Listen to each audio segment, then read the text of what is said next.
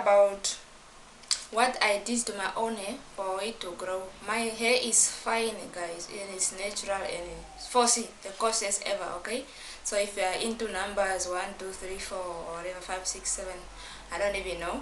But today, guys, but let's start first with the reality, guys. Sometimes really to take care of natural hair is not that easy, and growing up we haven't seen people with natural hair around us. We're not taught by our parents, like the mother to daughter knowledge, how to take care of natural hair. Some of us we grew up with relaxers, just cutting the hair off or something like that. We really need representation, and representation is very important. As we grow up, then we get to learn.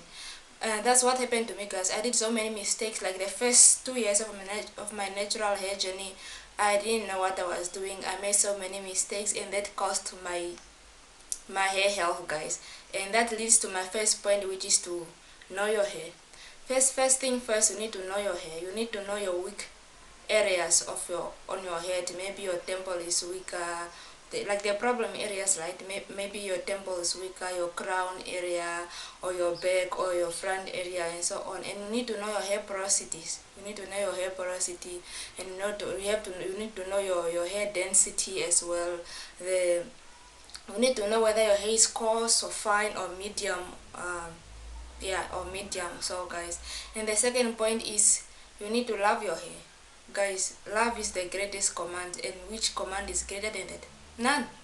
So basically you can do all things. You can buy all the hair products, you can watch as many YouTube videos as possible, but if you don't learn to love your hair, then we can't help you. Seriously, there are ladies still in 2022 that can't go out with their natural hair. They either have to put on, to cover their hair, you have to put on a wig. Don't get me wrong, I wear wigs sometimes as well. I switch things sometimes as well. So, but there's a problem when now you are wearing a wig, and the reason for it is because you are not comfortable with your natural hair out, or because you are embarrassed to wear your natural hair out. I can even take things further. There are ladies that their spouse never seen them with natural hair. Like that's like, I call that self-hate. Seriously, I'm not saying don't wear wigs, but what's the intention? What's the reason for it? Is there a reason to protect your hair, or is there a reason to hide your natural hair? Okay, there's two different things. And the third thing is, I have a routine, guys. I know what do I do monthly, I know what do I do weekly, I know what I do bi-weekly, I know what I do every day to my hair. Because, and the other thing is, you cannot just be just there. You just wake up this day, you wash, or just wake up this day, you do nothing. You have to have a routine. You have to know that you pre-poo your hair, for instance, you wash your hair, you deep condition your hair, you moisturize your hair. And what do you do during the week between wash days? Do you spritz your hair with a light white moisturizer? Do you re-moisturize your hair while you're waiting for the wash day to come? Or what do you do to your hair? Because you cannot just wash and then you neglect and wait for another 5 months, then you wash. That doesn't make sense. You have to have a routine, and routines are different depending on your own hair. That's why at the beginning I say you have to know your hair. You have to know your hair, because when you know your hair, then you know which routines is to apply to your own hair. Okay.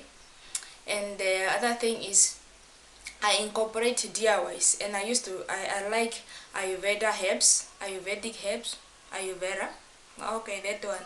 I incorporate DIYs in my natural hair. Why? Because I know the ingredients that I'm using in my hair. Sometimes you go in the shop, I don't say I don't do it, but I go in the shop and buy a leave-in conditioner, and in front it says made out of coconut, what, shea butter, what.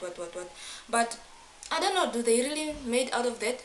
Yeah, of course we are forced to believe because that's what they say. But when I'm using my fenugreek, for instance, I know these are fenugreek seeds, right?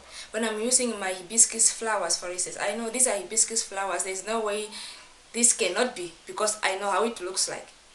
But because in a product you can't see shea butter in it, okay, you cannot see olive oil in it, okay. I'm not saying I don't use any other product. I use store-bought products as well, but I like also to incorporate my DIYs. I like to incorporate my natural herbs, the seeds, the flowers, the powders, and so on for my hair. And this really brought a change into my hair, guys, because before when I did not use these things, my hair was dull, my hair couldn't get moisturized, my hair was very tangled. I wanted actually to give up on my hair journey, and then I discovered these DIY thing, and I love it so much. I actually, if I have to choose between store bought and DIY, if maybe someone have to ask you, would you do DIY for your rest of your life, or would you use store bought products? Even if it was bought for me for free, guys, I would rather go for DIYs. I would rather go for DIYs because, guys, I don't know how many times I say DIYs at this moment, but you get my point, right? You get my point. Okay. And the third thing, not the third, but guys, I lost the numbers even here. But the next thing is, I do scalp massage, guys. I do this every week, not every day, but every week, and I do it with a bit of inversion methods when I have time. But because sometimes I do it sitting down or doing something else, but sometimes then I can do inversion method like I'm showing you here. So basically, what you do, just take an oil of your choice, you put it on your scalp, and then you massage. This, guys, feels very nice. It feels nice, and it helps with the blood to rush to your scalp. Hence, increase hair growth.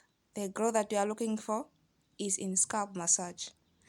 If you don't know what is the inversion method, look it up on YouTube. Everything is right here, guys. Another thing that I do to my hair is I do protective styles during the week or between wash days. Basically, I don't keep my hair like in twist outs and all touching my clothes and so on and so on. But I try out my level best for me to keep my ends away.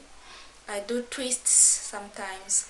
I do loose twists like this one. These ones are loose twists, and I also do some Mali twists. I'll show you the pictures there and there and there. And so, guys, I protective style. If you watch my previous video, I already told you guys that protective style is a must do, honestly, because it helps us to protect our hairs from the weather, from our hands, the manipulations as well. That's it, guys. I don't know, guys, I'm so very excited for all the subscribers that I got so far.